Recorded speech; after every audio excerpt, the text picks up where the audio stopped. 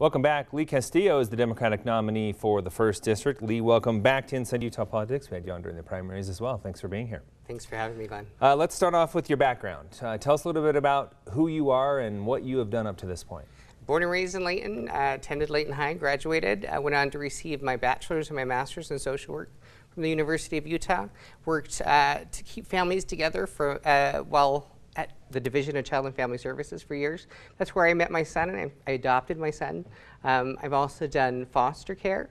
One of the kids I had in my home was great. He was a highly functional autistic kid, and really great to get to ins and outs of his personality. I've also, I currently work for the state, the Utah State Hospital, and I'm a clinician that works directly in our county jails throughout District 1. And I have an opportunity to work with the people who are severely mentally ill, and a judge has found them incompetent to proceed with their trial. So I help them restore competency, and that's restoration of competency.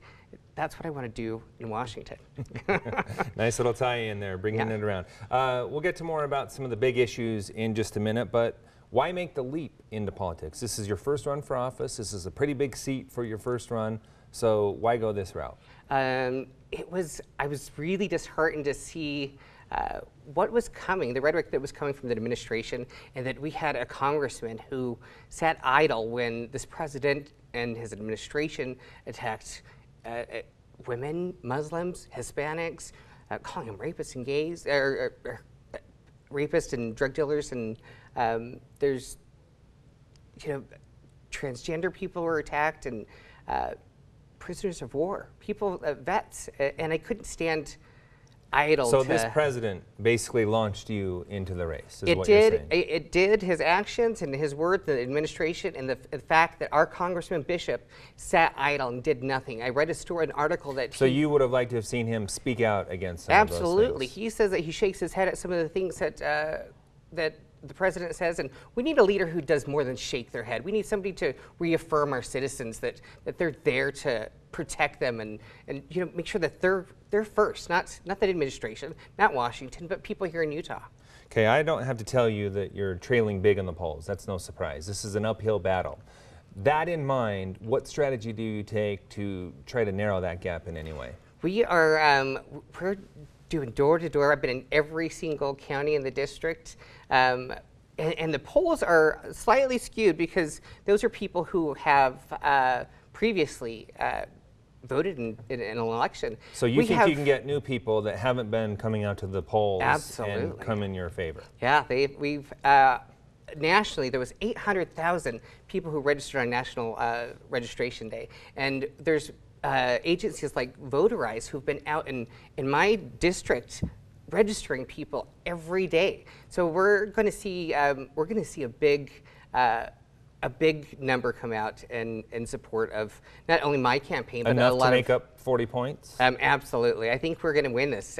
We're going to win this. All right, and we will be keeping an eye on that for sure. Your slogan, Utah is for everybody. What does that mean? It means that I want to be all inclusive. I may be running on the Democratic ticket, but I want to represent Republicans and independents alike. That's why I have I had an invitation by the Democratic Party to have our viewing party here in Salt Lake, and I declined their invitation because my family members who are Republicans, my friends who are Republicans, don't feel comfortable coming with me to a watching party that's hosted by Democrats. So I want to make an inclusive area so that everybody can come and no matter what party So this will be on election night? Election night, and it's going to be in my home city in Layton. Mm-hmm. Okay. Let's move into some of the big issues. You work in the healthcare industry. Healthcare-wise, what are we doing at this point? What's your perception of that, and where do we need to go from here? We're failing. We're failing a lot of people, and these people are already persons who have been forgotten by families, by society. I work as a clinician in our jails, and I see that medication and insurance, people don't have those things, and mental illness it doesn't discriminate against anybody. It is in every family, every race. every religion, and we're doing a disservice by not providing medications to people who need them to be responsible in our society. So what's the solution there? I think universal health care is the solution. We can take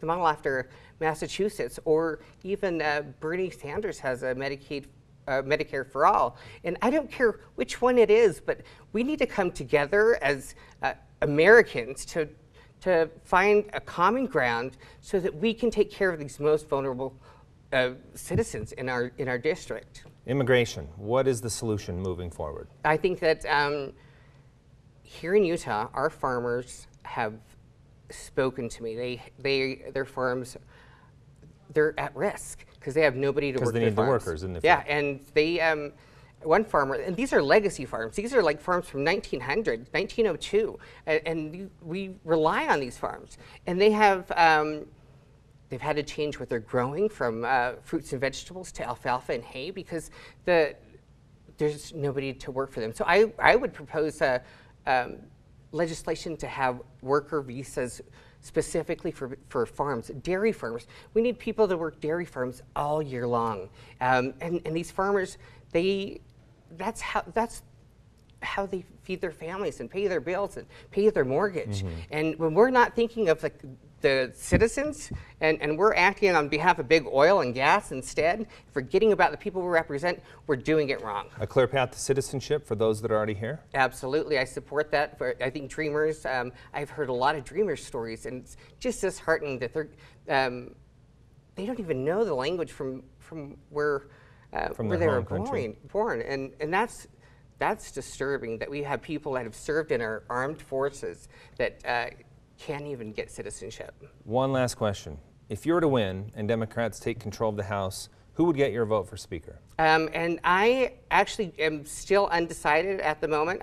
Who are the candidates? I know Nancy Pelosi is up in the air, but she is not my first choice. So what I would want to do is I would want to I want to represent people. I want to hear feedback from the people. So I want to, before I even make legislation, I want to talk to people. As a therapist, I listen, and I want to hear what the people want. And that's what I want to do. We're going to have to end it on that note. Appreciate your time. Thanks so much for being here. Thanks for having me again, Glenn. A third-party candidate is also in the mix. We check in with Eric Elison right after the break. Stay with us.